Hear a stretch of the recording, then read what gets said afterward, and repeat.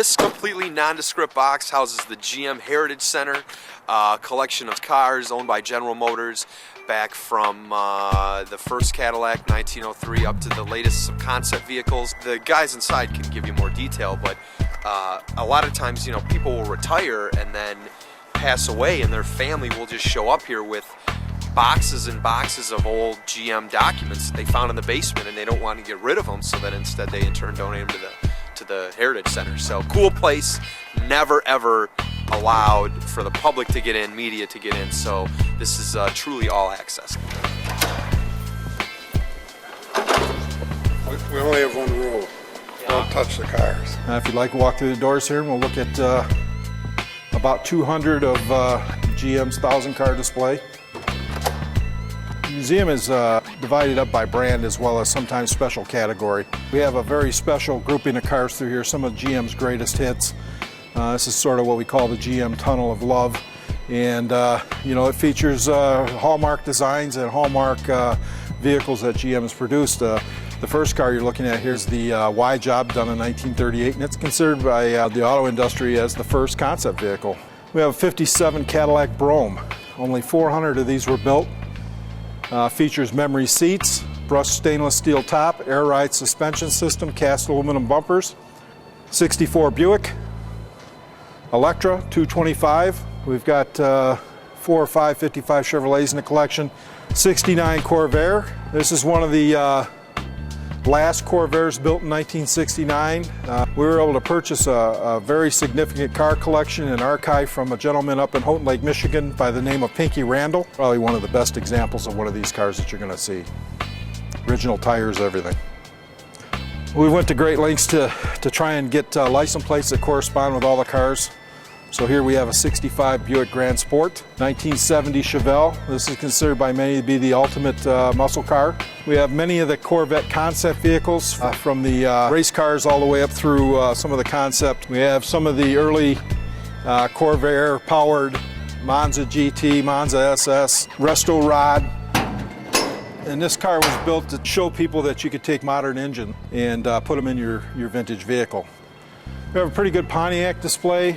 We have the very first Pontiac ever built. We've got you know, a lot of concept cars and development vehicles also mixed in with the stockers.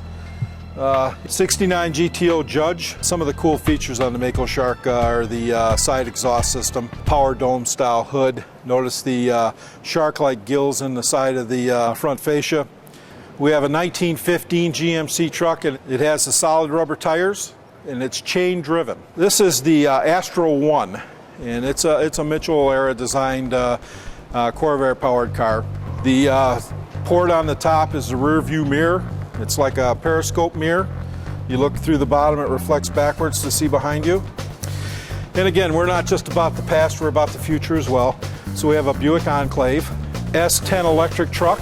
So, yep, solar race car. The skin is made up primarily of photovoltaic cells. People don't realize that General Motors was very much involved in alternative fuel vehicles at a very early time. This is the hydrogen-powered van. It was operational, even has a smell to it of electrical power. And we're tickled to death that it didn't get destroyed. We also have the Impact. We have an Electrovair, all-electric powered Corvair. Hydrogen 3, EV1 number 1. We have a 1990 Chevy Express in the back, and it's a gas turbine car built in 1990.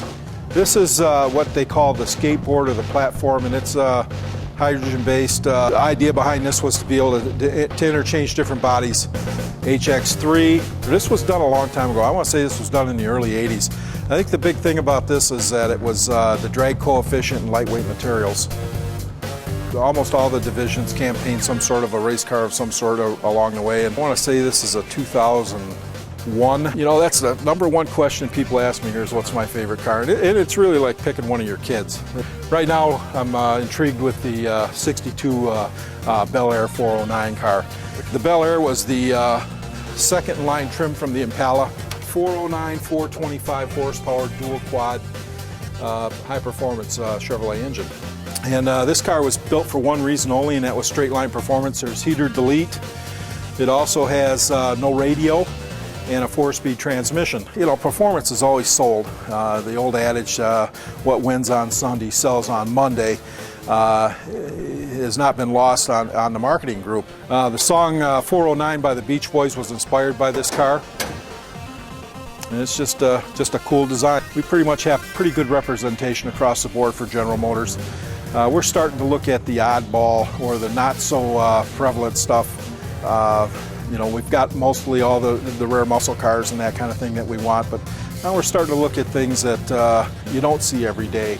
Cars that might not have been as popular in the day, so they weren't saved. Everybody saved Corvettes and Camaros, but very few people saved some of the six-cylinder cars and the 4-cylinder cars, and so we're looking at some of that stuff as well. Instead of having all this stuff just squirreled away where nobody can see it, now we can bring people here and do events and allow people to see some of this great stuff that GM's done over the years.